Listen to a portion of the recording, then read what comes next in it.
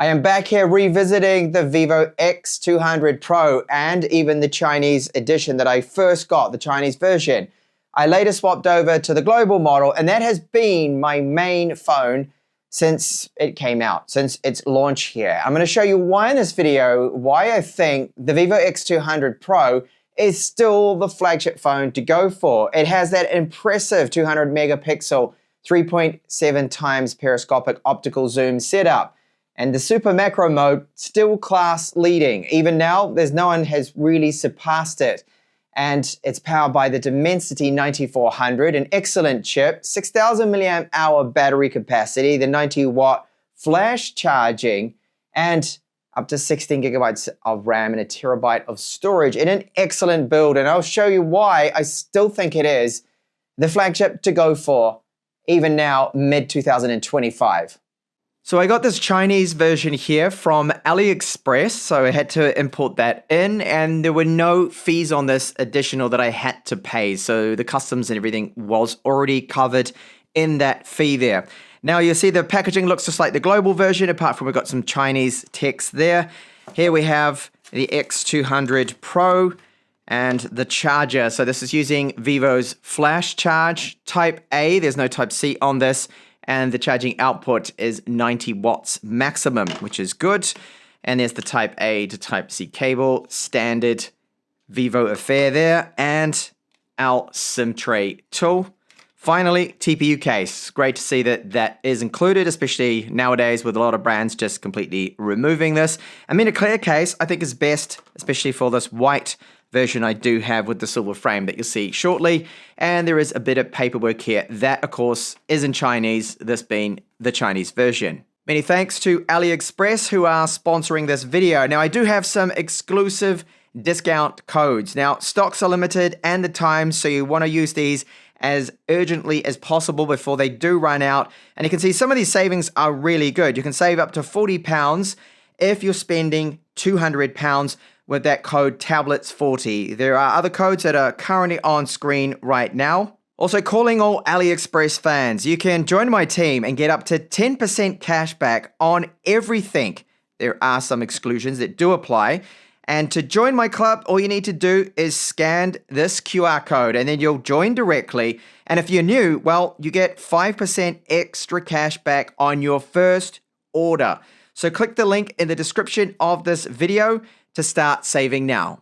So what a great looking phone. I have been fond of the design of this. Some people think that the camera module's a little bit too big, but I'm really used to it. Now, this being the Chinese version here, the terabyte version, I've got plenty of storage, but I've been using the global version up until now testing this. This only has the 512 gigabytes of storage, and the 16 gigabytes of RAM we get with it is very useful to have, and that's going to aid in just being a little bit more fluid as well too. So the Dimensity 9400 is our chipset. It's a very potent chipset, great efficiency from it, and I've been really pleased. That is why the global version of the X200 Pro here has been my phone, and why I call it one of the best. I still think it is one of the best. Even now, we're just past mid-year here, 2025. So we get video out support with the Type-C port here. SIM tray takes 2 nano SIMs. There is no micro SD support, nor is there a 3.5mm headphone jack. The silver frame is definitely better than the black. I'm liking it a lot more. It does seem to hold up a lot better. It doesn't really show fingerprints, the occasional little bit of a smudge. And the backing material, the white, no fingerprints, whereas you get a few little smudges and things that show up with the black version. So I would definitely get the white. I think it is the best looking for this particular phone. So we have the T-Star coating with our cameras. And we have that Zeiss optimization with it, which I really am fond of, with the Zeiss natural colors. I'll talk about the cameras later on there. So we've got a periscopic zoom camera, which is that one, which is 200 megapixels. It is in fact the same sensor and setup that is in the X200 Ultra. And that has the 35mm main camera. Here it is not. If you want the 35mm, then that's the main reason to go for that one. And I think this is still a very, very good phone to have. And even having tested the Ultra, I didn't feel like I needed to replace my X200 Pro. That's why, again, I kept it there. Ultra wide 15mm, 50 megapixels, main camera 50 megapixels. And this is not a camera at all. Okay, there's just nothing there. We've got a microphone on the rear. Now, 6,000 milliamp hour battery within this is good, nice, decent, large capacity there to it. And I'll let you know about the battery life later on.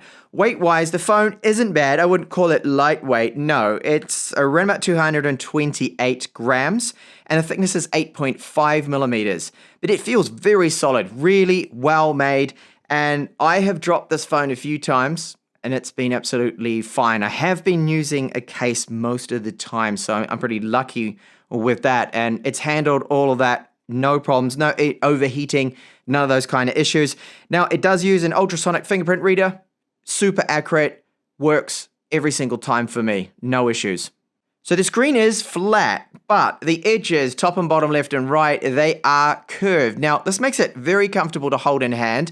For swiping, for gestures, and just getting around in the UI, I think it's a little bit more comfortable, and you don't have your finger digging in to the screen protector. But, well, sometimes you do feel that edge to the screen protector there. Now, it is pre-applied, comes with it. So 32 megapixel camera here, capable of 4K 60, and I'll get onto those samples as mentioned later on with this. Now, the difference with the global version is that has Fun Touch. That's Fun Touch OS. Here we have OriginOS. I like OriginOS. I think it's just a little bit better optimized. You get some good widgets, great customization as well with the UI. The level is above that of what you get with Fun Touch. The only downside is it doesn't have other languages, so English or Chinese. So you can see, you can go into mood cube here.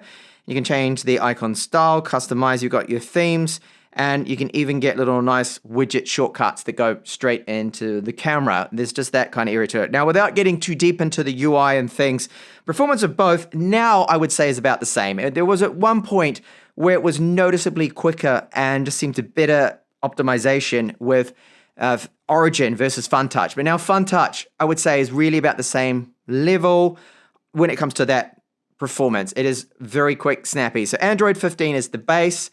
So the display, let's talk a bit about that. It's 6.78 inches, 20 by 9 aspect ratio, and the resolution with this display is 1260 by 2800. So it's a standard kind of resolution for these phones, 452 ppi. So you don't see any pixels. It is a screen that is very bright too.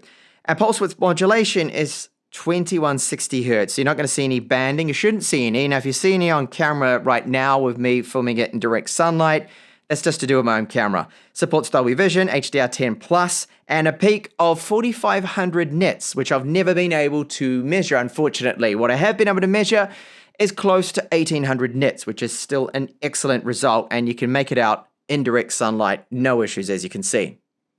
Battery life is a definite positive with this phone. It is very good.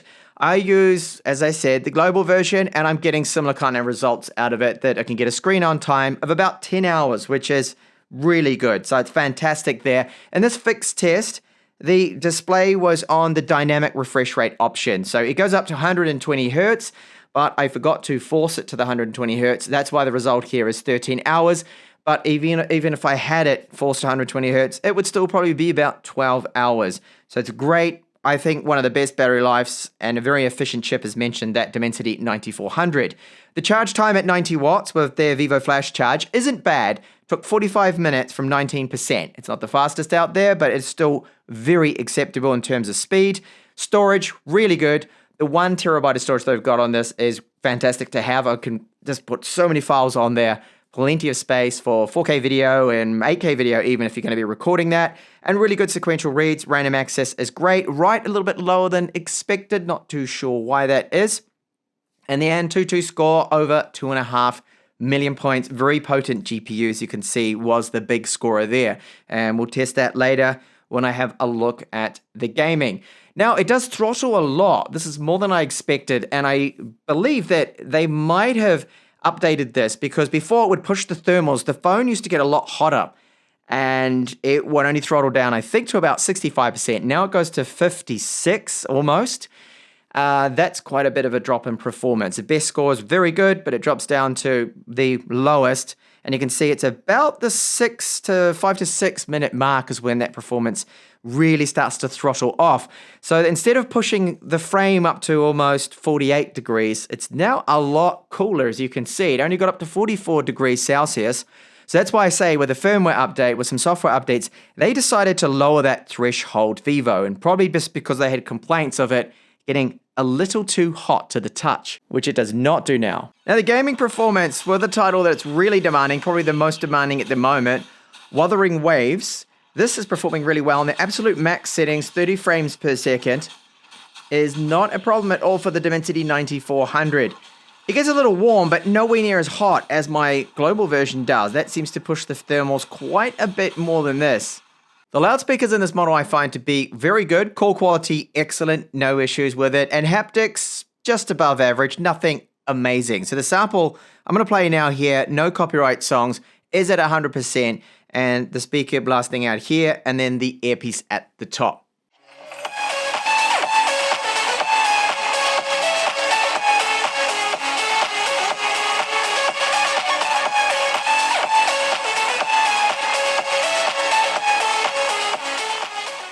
So the X200 Pro does have an impressive set of cameras, and for video performance, not bad at all, definitely flagship level. So we've got a front-facing 32 megapixel camera. You can shoot 4K 60 or 4K 30, which I'm using now at the moment.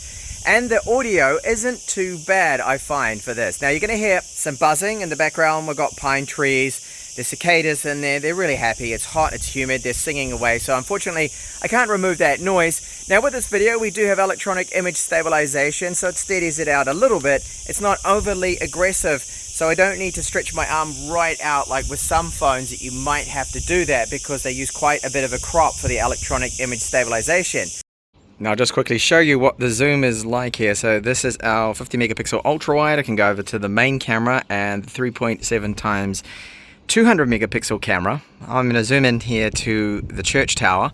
So this is the 10 times preset, and the stability, as you can see, is pretty good, and I don't have the steadiest of hands.